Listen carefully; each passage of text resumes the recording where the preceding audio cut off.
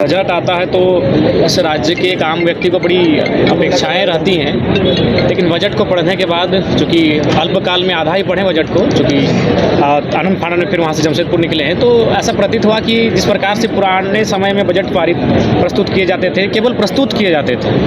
एक नया हम लोग आशा किए थे कि इस बार नया होगा। इस राज्य के युवा लगातार कुंठित भाव से है अपने आप को देख रहे हैं, तो हमारे हिसाब से लगा कि युवाओं के लिए विशेष कुछ होगा, लेकिन कहीं ना कहीं युवाओं के लिए विशेष कुछ नहीं है। इस बजट में मूल रूप से इनका जो लक्ष्य रहा, ये लक्ष्य यही रहा कि जो मैया सम्मान योजना जिसके माध्यम से सरकार में आई है, उस राशि को, उस सब्जेक्ट को, विषय को बचाने के लिए उन्होंने कहीं ना कहीं बजट को एक दिशा में मोड़ने का कार्य किया। सर, पेपर लीक के बारे में क्या कहना है? देखिए, पेपर लीक के बारे में मैंने पहले ही कहा है, जब तक आप जो सरकार अगर गंभीर नहीं होगी तो इसी प्रकार पेपर लीक होंगे। कभी जेपीएससी होगा, कभी सीजीएल होगा। अब तो 10वीं की परीक्षा, ये तो गनीमत है कि 10वीं से बोर्ड होता है। अगर 5वीं में बोर्ड होता तो 5वीं का पेपर ये लोग भेज देते। ये दुर्भाग्य इस राज्य का।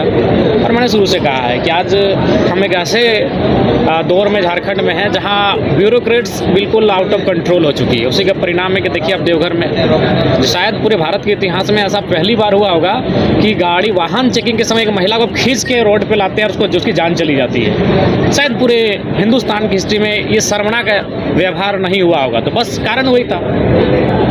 जयराम जी, युवाओं के लिए बजट में क्या होना चाहिए था आपकी दृष्टि से? देखिए, मेरे हिसाब से कम देखिए, ये सोच सकते हैं कि आप 100% अगर आप नियोजन नहीं दे पाते तो कम से कम आपको बहुत सारे ऐसे सब्जेक्ट थे, कुटीर उद्योग, लघु उद्योग, जहाँ लेके जाना चाहिए था। यही सरकार टेंडर की बात करती थी कि हम लोग 30 से 50 करोड़ तक का जो है स्थानीय संवेदकों को ST SC OBC आरक्षण के साथ देने का कार्य करेंगे। वहाँ भी फेलियर दिखी है। और पूर्व में जो उन्होंने एक वादा किया था कि जो स्नातक होंगे उनको 5,000 और जो स्नातक उत्तर होंगे उनको 7,000, कहीं ना कहीं उन विषयों पर, युवाओं के विषयों पर 5 लाख प्रति वर्ष नई नियुक्तियाँ, उन विषयों पर सरकार कहीं ना कहीं पीछे है। मंत्री जी ने तो जब बजट तो किताबों में बड़ी सुंदर, बोलने में बड़ी सुंदर, लेकिन जब वो धरातल पर हम जाते हैं और धरातल जब उस बजट का क्रियान्वयन होते हुए देख पाते हैं, तभी आप मानेंगे कि हाँ, ये मुस्कान वाला बजट है या फिर अबुआ राज में बबुआओं की झोली में चला जाएगा।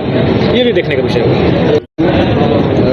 जिनका विवाह है स्नेहा महतो जी और जिनके साथ उनका विवाह है, दोनों को, रितेश महतो, दोनों को नव दाम्पत्य जीवन की असीम शुभकामनाएं, असंख्य शुभकामनाएं। उनका पारिवारिक जीवन अन्य पति पत्नियों के लिए आदर्श स्थापित हो, ये हम शुभकामना करते हैं।